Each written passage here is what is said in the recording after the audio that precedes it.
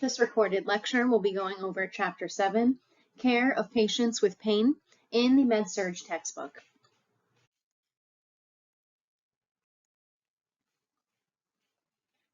Pain is defined as a neurologic response to unpleasant stimuli. Pain receptors are distributed abundantly throughout the skin and in many deeper structures of the body.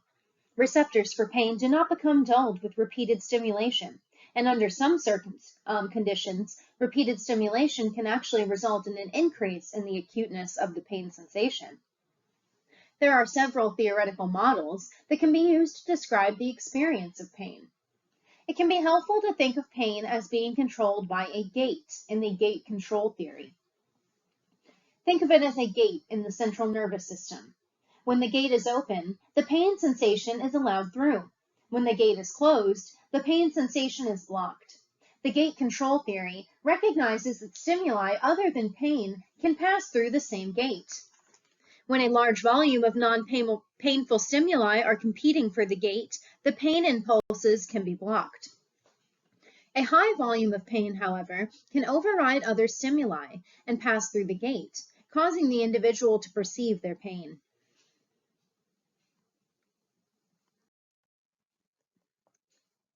Endorphins are endogenous opiates. They can attach to receptor sites and block pain sensations. It is unknown how endorphins work, but their properties appear to modify and inhibit unpleasant stimuli, reduce anxiety, and relieve pain. Endorphins are also associated with states of pleasure, such as laughter, appetizing food, love, and sex. Centralizing the pain experience to the central nervous system can explain phantom pain. This occurs where no actual tissue is involved, but real pain still exists. Pain can be classified as one of three types: acute pain, such as from trauma or surgery; cancer pain; non-cancer pain, such as post-herpetic neuralgia or diabetic neuropathy or arthritis. There are two pathophysiologic classifications of pain: nociceptive and neuropathic. Nociceptive pain is associated with painful stimuli from either somatic, meaning body tissue, or visceral, meaning organ structures. Somatic nociceptive pain arises from injury to tissue where pain receptors called nociceptors are located. These nociceptors may be found in skin, connective tissue, bones, joints, or muscles. Trauma, burns, or surgery can cause injuries that trigger somatic nociceptive pain. Visceral nociceptive pain arises from pathophysiologic conditions in visceral organs, such as the organs of the GI tract. Pathologic conditions that can trigger the visceral nociceptive pain would include tumors and obstructions of the organs. There are four pain processes associated with nociceptive pain. First is transduction. This begins when tissue damage causes the release of substances that stimulate the nociceptors and initiate the sensation of pain. Transmission involves movement of the pain sensation to the spinal cord. Perception occurs when impulses reach the brain and the pain is recognized. During the perception phase of nociceptive pain, the nurse should try to distract the patient by discussing family, hobbies, and discharge planning. Modulation occurs when neurons in the brain send signals back down to the spinal cord by the release of neurotransmitters. NSAIDs can work by blocking the production of substances that can trigger nociceptors in the transduction phase. Opioids can interfere with the transmission phase. Non-pharmacologic treatments, such as distraction and guided imagery, can be effective during the perception phase. Neuropathic pain is associated with a dysfunction of the nervous system that involves an abnormality in the processing of sensations. Neuropathic pain can be the result of damage to nerve roots, such as compression or entrapment. Analgesics and opioids usually do not relieve neuropathic pain. Adjuvant medications, such as NSAIDs, tricyclic antidepressants, anticonvulsants, and corticosteroids, have been shown to relieve neuropathic pain. Pain is a subjective experience. Only the patient knows the location of the pain, its degree of intensity, and which treatment regimen will work for them, as well as how long it will be effective. This is why the patient needs to be asked about their pain. The pain threshold is the point at which the pain is perceived.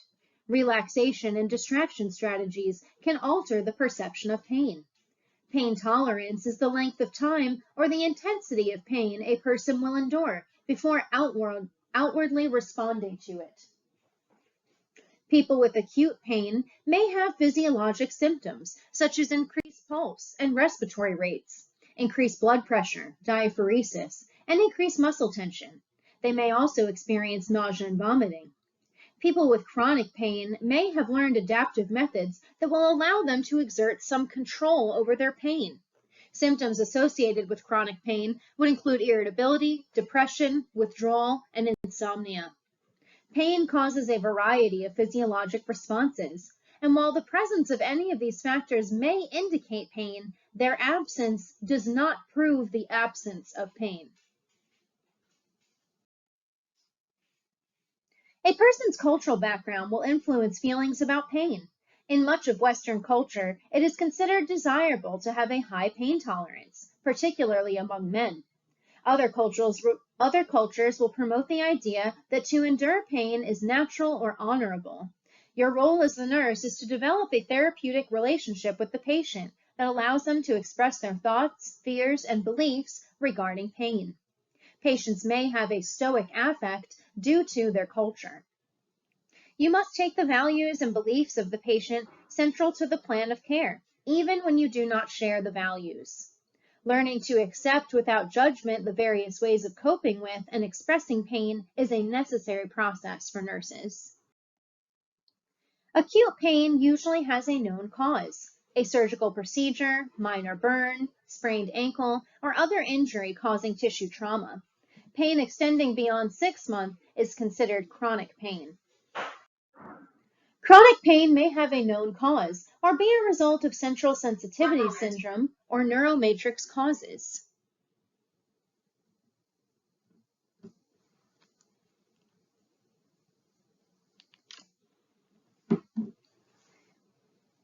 Using non-pharmacologic interventions to treat chronic pain can be effective. Control of chronic pain is very difficult and many times inadequate. Pain is a stressor to the body, and it does take energy to manage. For these reasons, chronic pain is often associated with depression and fatigue.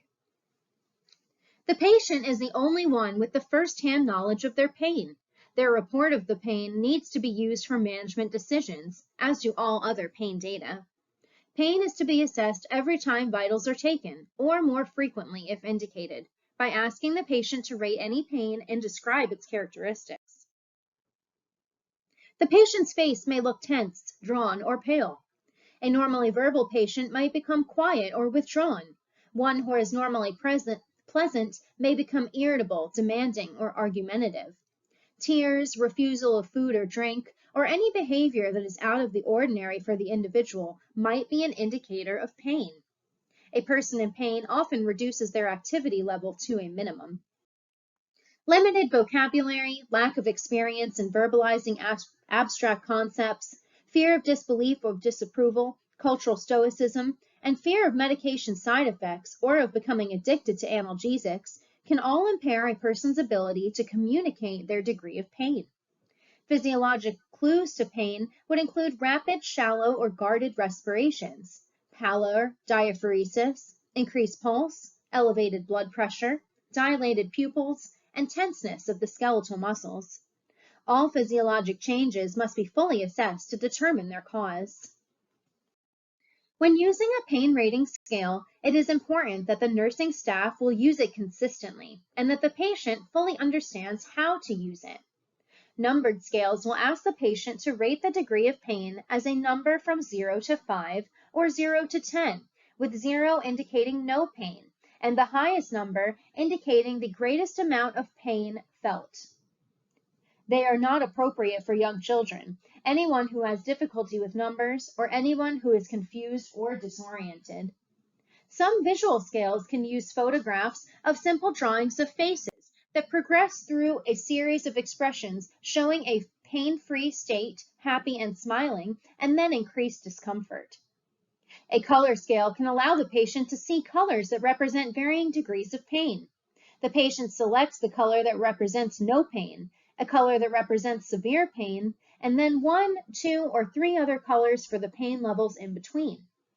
This scale can be used with children, but very young children cannot understand more than 3 or 4 possible choices.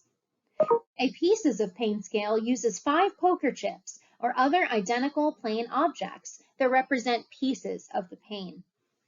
A behavioral pain scale is used with patients who are cognitively impaired or who cannot speak. You assess the patient's behavior in categories such as facial expression, limb movement, and activity level. Much of the data gathered when assessing a patient's pain will come from conversations with the patient. It is important for documentation to include a patient's exact words. Having to communicate through an interpreter or to deal with language difficulties when you and the patient don't speak the same language will compound the problem of communicating pain. Whenever possible, use a medical professional with a good knowledge of both languages as an interpreter. The translators can be available in person or by telephone. It's important to always fully use the services available to you so that accurate pain assessments can be performed. Referred pain is pain felt in a part of the body that is different from where the pain originates. Heart pain may be felt in the jaw or can radiate down the arm. There is also a tendency not to believe in an individual's statement of pain if there is no outward appearance of their pain. The lack of a grimace or physiologic changes indicative of pain might be viewed as an absence of pain, when in fact, the patient is using distraction as a way of coping with their presence of pain. People can even fall asleep when the pain is severe, particularly if uncontrolled pain has left them in a state of exhaustion. The nursing problem statement is pain, either acute or chronic. The overall goal is relief of the pain. If that is impossible to achieve, then the goal is control of the pain. Planning should be a team effort that includes the patient and relies on both pharmacologic and non-pharmacologic interventions. The types of medication, method of delivery, and comfort measures will change as the patient's needs change. Reassess all patients for pain at the beginning of the shift and then intermittently throughout the shift, at any clinic appointment or home visit, and revise the interventions based on your findings. Appropriate interventions would include providing analgesics as ordered, using non-pharmacologic measures such as repositioning or massage, and reporting to the healthcare provider when measures are not effective or have unwanted side effects. Preventing complications from medications is an important aspect of implementation. Specific actions would include documenting any known drug allergies, accurate recording of any pertinent information obtained during the initial assessment phase, including current medications and previous experiences with pain, analgesics, and adjuncts to pain relief. The patient and family teaching regarding the dose, frequency, the need to first consult with the healthcare provider or nurse before taking any other medications to avoid dangerous interactions.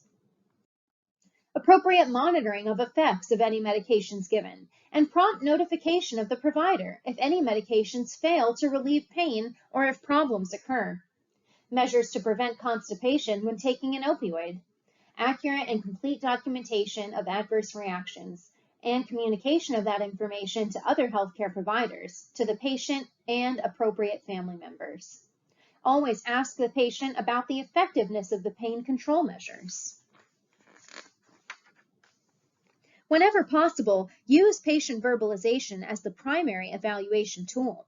If the patient is unable to verbalize, evaluate the objective signs. All measures to control pain need to be documented accurately. Initial pain assessment, including location, intensity, duration of the pain, and the method used to assess, including the pain scale or patient verbalization. You should also document any aggravating and relieving factors. Measures taken, including administration of analgesic medication, as well as any adjunctive measures. An evaluation of effectiveness of the measures. Any provider notification of problems or concerns, as well as the provider response. and any related patient or family education that has been provided. Take a look at the patient teaching on page 137, Managing Pain. Take medication before the pain is severe, and take the medication regularly until the pain is well controlled, before lengthening the time in between doses. Use distraction, imagery, or relaxation exercise to augment the effect of the pain medication. Also see on page 138 an example of pain documentation. Notice that the electronic health record will prompt the inclusion of the pain scale rating and the response of the patient to medication. It is a combination of a stepped approach of pharmacologic measures coordinated with non-pharmacologic approaches that together will give the individual the greatest possible degree of comfort for the longest possible time. Oral analgesics will include over-the-counter medications, such as Tylenol, aspirin, and ibuprofen, as well as prescription medications such as codeine and morphine. Prescription analgesics include opioids such as hydrocodone and hydromorphone. Hydrocodone is usually combined with acetaminophen, so care does need to be taken to ensure that any over-the-counter medications containing Tylenol are taken with prescription medicines will not exceed the recommended limit for Tylenol. Many analgesics are given through various forms of injections, including IM, sub-Q, and IV. This mode is usually used for 1 or 2 doses when other routes of administration are not indicated. Topical analgesics are medications placed in a specific area on the skin to be absorbed by the vascular system or local tissues. These topical preparations can be lotions, gels, creams, or patches. Opioids are available in patches and are absorbed systemically through the skin. If the nurse was to notice that a transdermal opioid patch fell off of a patient before it was scheduled to be removed, she should document the loss and apply a fresh patch. Some analgesics can be administered through the buccal mucosa. This is a mucous membrane lining the inside of the mouth. This route can be very helpful for patients with a decreased level of consciousness or a swallowing difficulty. Nasal instillation is another possible route to put medications in contact with mucous membranes for absorption. On page 139, see the clinical cues in the purple box. Always remove the old transdermal patch before applying a new one. Cleanse the skin where the old patch has been. The patch needs to be removed before the patient undergoes any MRI to prevent a burn from the foil in the patch. Patient-controlled analgesia, or PCA, is an infusion device controlled by the patient that injects the prescribed dose of analgesia. PCA is usually given IV, but can also be administered subcutaneously. Morphine and hydromorphone, or Dilaudid, are most commonly used for the PCA. The PCA device can be programmed to deliver a continuous infusion, a patient-initiated dose, or both. If a patient is not capable of knowing when or how to push the button, then they are not a candidate for this type of pain medication delivery. Even with appropriate programming, the level of opioid given can still depress respirations, so a physical assessment needs to include the use of a sedation scale. An epidural analgesic is a medication infused directly into the epidural space near the base of the spine using a programmable pump. Patients receiving epidural analgesia, such as morphine, will need to be monitored for any possible delayed respiratory suppression or apnea, bradycardia, hypotension, urinary retention, nausea and vomiting, and allergic reactions such as itching or hives. A peripheral nerve catheter is a small catheter placed to deliver a local anesthetic to the sheath of a peripheral nerve. These catheters are typically used postoperatively for patients who have had orthopedic procedures, such as a total joint replacement. A number of antidepressant medications are effective for controlling specific types of pain, such as nerve root pain. Immunosuppressants can be used for intractable pain or to prevent further inflammation and joint damage in rheumatoid conditions. Steroids can be used to decrease the inflammatory response in conditions where inflammation is the primary cause of pain. Anticonvulsants, such as gabapentin, are routinely used for treatment of neuropathic pain. Muscle relaxants, such as baclofen, are often used adjunctively to ease spasm in patients with back pain, multiple sclerosis, and other neurologic and muscular disorders. When patients have limited relief from medication, adjuvants, and other non-pharmacological methods, the healthcare provider may prescribe medical marijuana in states where its use is legal. The use of cannabinoids derived from plants can affect the sites, producing pain relief, decreasing nausea, reducing seizures, decreasing stress, and promoting sleep. The FDA has not approved the marijuana plant as medicine.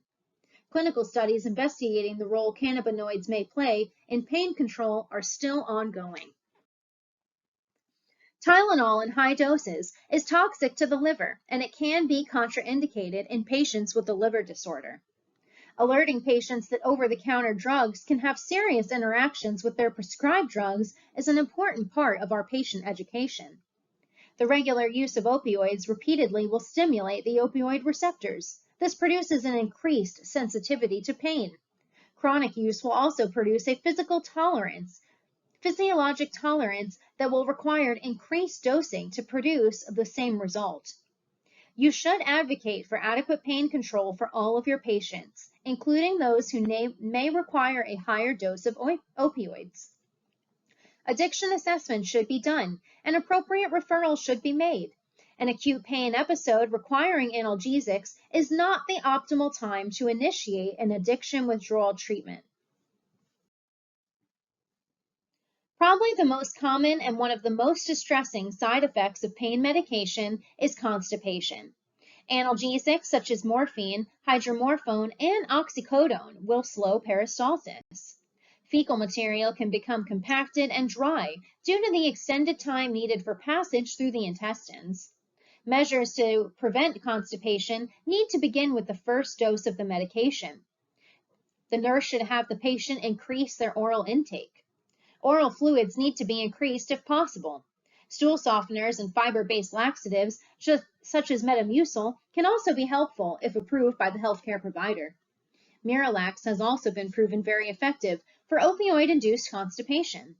Prescription medications for opioid-induced constipation are also available when over-the-counter remedies are ineffective. Take a look at the older adult care points in the red box on page 141. Help prevent constipation in older adult patients who are receiving opioid analgesics by encouraging the increased intake of fluids and fiber, administering an ordered stool softener, suggesting prunes or prune juice, and monitoring for any bloating, discomfort, or lack of a daily bowel movement. Some side effects of opioids, such as drowsiness and euphoria, will generally last only for the first few days and then spontaneously disappear.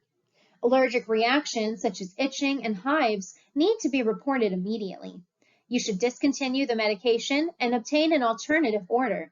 The patient might need an antihistamine, such as Benadryl, for the relief of their itching. Opioid analgesics can depress the respiratory system to the point of apnea or no respirations. The standard treatment for respiratory suppression from an opioid is Narcan, an effective opioid antagonist that can be given intranasally, subcutaneously, IM, or IV. Patients who are prescribed opioids for chronic use are also given a prescription for naloxone and should have some at home. Take a look at the legal and ethical considerations on page 141, pain control at the end of life. Patients and their families will often worry that treating the terminally ill patient with medication at a level sufficient to control pain might hasten their death. In truth, the opioids are unlikely to hasten death if used in an appropriate manner by a skilled clinician. Healthcare providers have a moral obligation to adequately treat pain even at the very end of life. Opioids are administered for the purpose of relieving pain, not to hasten death. According to the CDC, 185 Americans will die daily from an overdose of opioids. The Department of Health and Human Services has announced priorities for combating the opioid crisis. This includes improving access to treatment and recovery services, promoting the use of overdose reversing drugs, strengthening our understanding of the epidemic through better public health surveillance, providing support for cutting-edge research on pain and addiction, advancing better practices for pain management. These strategies can be seen in the increased availability of Narcan for use by first responders, friends, and family members. A variety of methods exist for relieving pain without or in addition to medications. Adequate sleep and rest are major factors in healing. Rest increases pain tolerance and improves response to analgesia. Allow adequate time between treatments for naps and plan care to keep sleep interruptions to a minimum. Appropriate analgesia combined with adequate rest and other comfort measures will promote healing. Gentle heat is very soothing for many types of pain. Heat promotes vasodilation of the area, which promotes increased blood supply and movement of nutrients to the affected area. Always check the temperature before applying heat and monitor the patient closely for tolerance. To prevent injury to the skin, never apply a heating device directly to the surface of the skin. Anyone with an altered level of consciousness or a loss of normal sensation might not realize that something is too hot, and those with a loss of movement may not be able to move away from the heat source when necessary. Menthol. When applied to the skin, menthol can cause warming. This can sometimes have an analgesic effect. This is available over the counter, but it does require a healthcare provider's order in a hospital or clinic setting. Caution the patient to wash their hands well after applying any menthol to prevent contact of the menthol with eyes or mucous membranes. Cold is particularly helpful in reducing swelling through vasoconstriction. Cold decreases the metabolic rate and nerve conduction velocity, decreasing pain sensations. The effectiveness of cold is maximized in 15 to 20 minutes. You should remove the source after that time. Distraction. Any activity that takes a person's attention away from their pain is distraction. Distracting activities can take the patient's mind off the pain momentarily, but distractions do not stop the pain. Distraction can be helpful in bridging the time gap between giving an analgesic and the onset of pain relief. Relaxation, also called tension release, involves the conscious relaxation of muscle groups. After 1 or 2 sessions, many patients can effectively provide their own relaxation sequence. Guided imagery involves assisting patients to form mental images of a pleasant environment where they are comfortable and happy. Meditation involves the use of a focus point, which may be a sound, a repeated phrase, the sound of breath as it moves in and out of the body, or a visual image. Meditation will work best when practiced daily. Hypnosis involves the use of focusing and relaxing to induce a trance-like state during which a patient receives suggestions that can be helpful after returning to a normal level of consciousness. Biofeedback involves the use of a machine that uses electrodes attached to the skin to measure the degree of muscular tension. The patient receives visual and auditory confirmation of self-induced relaxation. Music used alone can be highly effective in bringing about relaxation and can be used as a focal point for meditation or to enhance other distracting activities. Binders are helpful for strains, sprains, and wounds or surgical incisions that are packed. The use of long, firm strokes, short, soft, circular strokes, and occasionally gentle pounding with the sides of the hands can stimulate circulation, relax muscles, and increase the general sense of well-being. When the painful area has inflammation or consists of a wound or incision, massaging another area of the body with gentle but firm pressure can help the patient direct their attention away from the pain. When performing massage, be assured to avoid any areas of inflammation. Use only the degree of pressure that is pleasant and relaxing. Massage should not be used on any area that has been reddened by pressure. Acupuncture originated centuries ago in China and involves the use of tiny needles inserted into the skin at specific points along lines called meridians, a concept similar to that of nerve pathways. Acupressure involves the use of external finger pressure at the meridian points to achieve similar effects. Transcutaneous electrical nerve stimulation, or TENS, uses a small electrical stimulator attached to the skin with electrodes placed around the area of pain. A low current running between the electrodes will act to block the pain sensation. Some patients will find TENS unpleasant rather than helpful. In these cases, the provider needs to be notified and an alternative method of pain control selected. Scrambler therapy involves an electrical stimulus delivered through the skin like a TENS. The skin electrodes are placed above and below the site of pain. The device is designed to scramble the pain signals and then replace them with a non-painful stimulus. A spinal cord stimulator can be implanted under the skin, with a wire placed in the epidural space adjacent to nerves that innervate the affected body area. This device is used for patients with chronic pain who have not responded to medications or other methods of pain management. An epidural injection can be used to ease nerve pain. Epidural injections are not recommended to be used any more than 2 or 3 times a year, and there is some evidence that shows that these injections will make a patient more prone to fracture. The medications delivered are typically an opioid with a local anesthetic.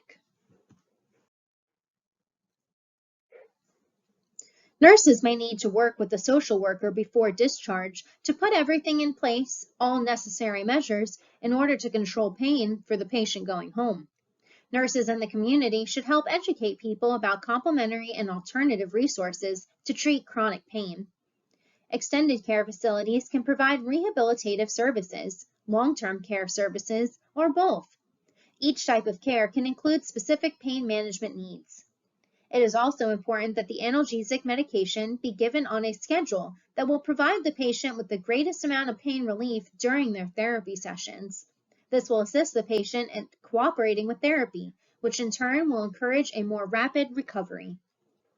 Long-term care facilities, also called nursing homes, skilled nursing facilities, transitional care units, and board or care homes, will often have patients who live there for the last weeks, months, or even years of their lives. In these settings, the term resident rather than patient is used. Monitor all medications carefully and work with the provider to ensure that the resident's pain is being appropriately addressed. Ideally, the resident is comfortable, alert, and able to participate in activities of their choice. Nurses in the long-term care setting need to make pain assessment and management a priority. The average length of stay in an acute care facility is less than 5 days. Patients might go home from the hospital with a peripheral or central IV lines to provide analgesia. Telephone numbers that give the patient and family access to 24-hour assistance need to be prominently displayed within the home. Adjuncts to pain management, such as simple massage, relaxation techniques, and the use of pillows, warmth, repositioning, or soft music, need to be taught to the patients and their family members for use in the home care setting. Current guidelines for home care by agencies such as Medicare do require that a case management be done by a licensed professional. The role of the LPN is that of direct patient care under the guidance of the case manager. Always be alert to any increase in pain resulting from changes in the disease process. The provider needs to be notified of the change so that appropriate measures, including adjusting or changing medications, can take place.